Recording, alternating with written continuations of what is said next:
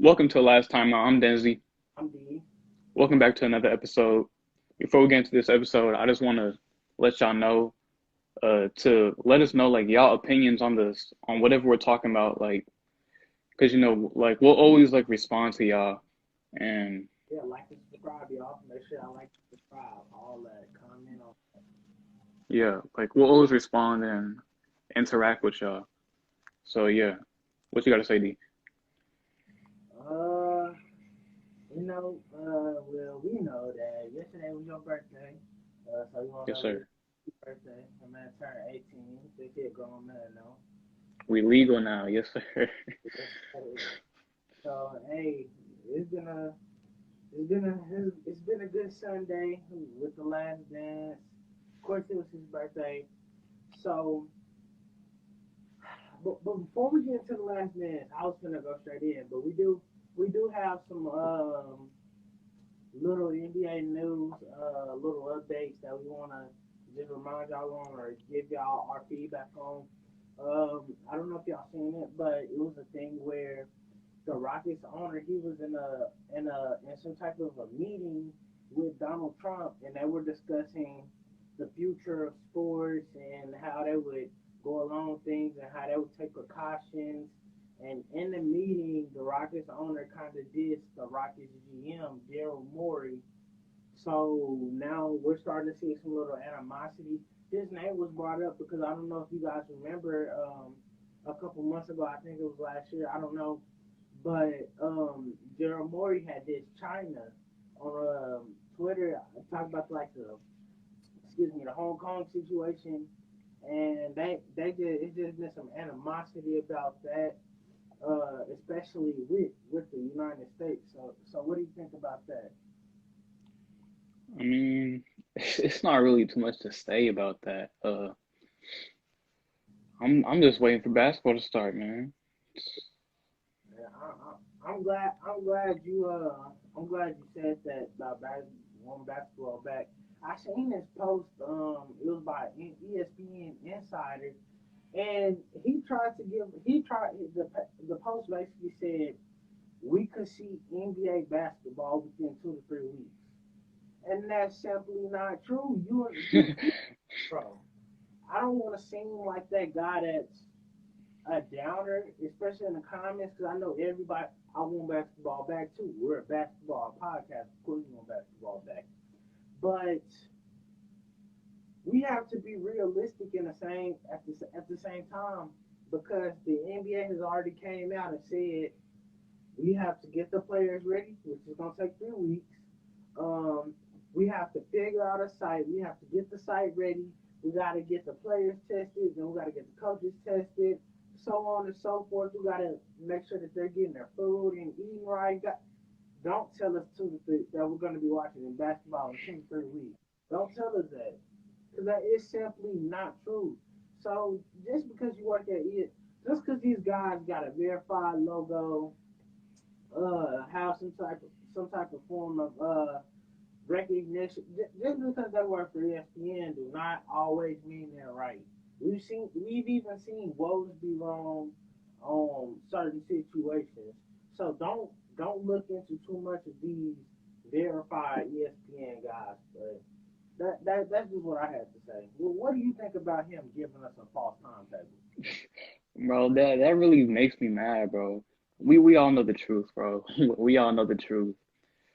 And for that fast of a return, bro, it just seems like nearly impossible, bro. Because even testing the players, just that's gonna take a long time. Players and the coaches, that's gonna take a while, bro. And I could see maybe a month or two. That's like the closest, a month or two. Yeah, yeah. Like I said, I totally agree. Well, I just got an update on my phone. Somebody just another person favored our podcast. Her name is Lacey. So, Lacey, if you watching on YouTube, we appreciate you watching the podcast. We know it's a million different NBA podcasts. We appreciate that you chose us. You know, Shout out to Lacey, man. yeah, that's Lacey. So inspirational. Hey, but hey, we gonna put that aside right now. We're gonna go ahead and get into what y'all came here for. The Yes, MJ sir. dance, the final dance reaction. Uh, I what do you think about in the beginning? We saw Reggie and Michael Jordan go off. What do you think about that? Uh, First of all, that was an amazing series, bro. I think that was one of their toughest series, bro. Cause Reggie Miller's a dog. He's really a dog. Like when you hear about him, or like when you even see him, like you don't even see him as like nice, bro. He's just like a scrawny dude. Like you wouldn't even think of him as like all that. But yeah, he was a dog, man. Yeah, I like that we're getting to see different players. A lot of players that didn't get their chance because of MJ. A lot of players that didn't get their proper shine that was superstars back in the day, but MJ just won. He was so dominant in that era, they couldn't get their chance. So I like that we're getting to learn more and more about these players, not just MJ or Scottie Pippen or Dennis Rodman. I want to hear about the other guys, and we're learning about some other teams too. So I can't even classify it as a Jordan documentary or a Bulls documentary. We're learning about that era of basketball. I feel like Yeah. I learned so much about that era. It's really like it's educational almost. It really is. All But right. like you said, Reggie Miller was a different breed. Clutch shot after clutch shot, bro. Come on, man. It don't get no better than that, bro. But yeah, the next series we seen, well, the finals, we saw we saw him go against Karl Malone in the finals. Um, that 1998 season, I believe, because I know they played them in 1997 too, if I'm not mistaken. So we seen Michael go down against Karl Malone, and we seen like MJ, he was tired, bro. We seen Scotty. He was dealing with a back issues. I think that was the last game in Game 6. We seen Scotty steady holding his back. MJ, all of the games was pretty close. Like they were just grinding these games out. But I believe one of the game. I believe one of the games. I'm glad I just remembered this. They just scored. They scored 50 points, bro. Yeah. Points. I think that was them. They scored 50 points, and I'm like, bro, nowadays, bro, we getting that at the half, bro. We getting that at the half. But that's just crazy to see. Like I said, that's just like a everything where defense is prioritized and scoring is a factor, of course, with Michael being famous for scoring. But defense was where it was at back then. So I really like that. We got to see that. But Bro, another crazy thing, bro, is like MJ was so dominant and he was like almost 40, bro. Like he was an old man just schooling everybody. That's just crazy, bro. honestly, remind me of Tom Brady, bro. It kind of remind me of Tom Brady. Just old, he out there old, probably on his last leg, but still getting the league buckets, bro. That's just crazy. But one thing the documentary, one thing we learned like throughout the documentary, it made players either look good or bad. We had throughout the whole documentary, we seen MJ, those times where he looked like, how can you not say he's the greatest player of all time? But then we looked at some of the other times where it was like, okay, maybe he was great, but at the same time you got to remember he's human. And at other points it just seemed like, dang, MJ was a bad person off the court, and it looked like he was a good player on the court. So this whole documentary, it was like what do you call it? A roller coaster. It was like a roller coaster with us learning of these players. And a player that got brought up on these episodes a lot is Steve Kerr. Tell me what you thought about Steve Kerr. Steve Kerr, bro, I'm gonna be honest, he's a lot better than I thought he was. It was like people remember him for that one clutch shot he made during the game winner, but he was so much more than that, bro.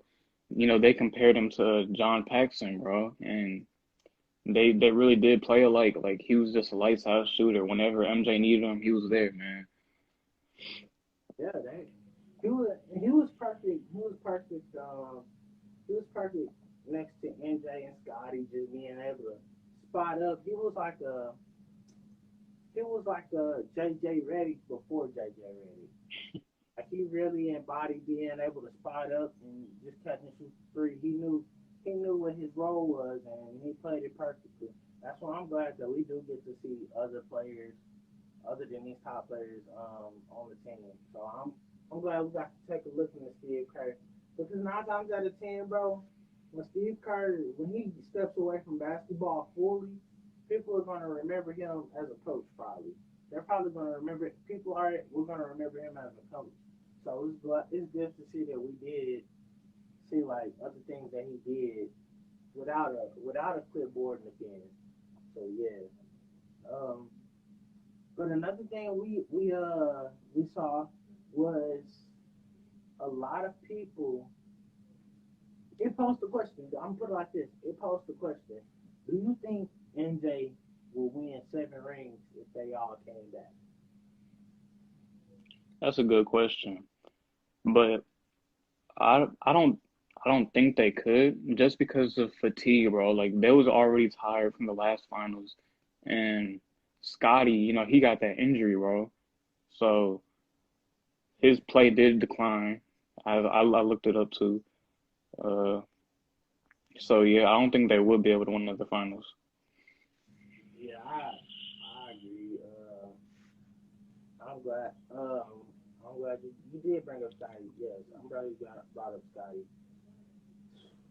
19 points to 14 points, bro. That's not a big drop off, but when you're a all world class talent like Scotty, bro,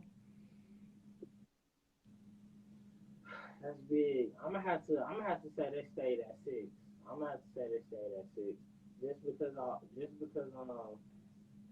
because after that back injury and then Jordan after that series he looked like he was drained. I can't nah. I don't think Yeah, that year the Spurs won the championship in '99. Steve Kerr left that. Steve Kerr was on that Spurs team, so he forfeited. So I don't think it would have happened, bro. I don't think it would have happened. the competition was getting tougher too, man. You know, the league was progressing. After the Spurs won, the Lakers three-peated. Then after that, Detroit won, and it just kept going and kept going. So I just feel like after that championship they won, it was like a it was like a change in the league. I feel like it was a change in the league. So I mean, it is what it is, though. Yeah. So, but hey, anything else you got to say? I mean, that's gonna wrap up this episode, man. Make sure y'all like, comment, and subscribe. And I'm Denzi, I'm D. and we out.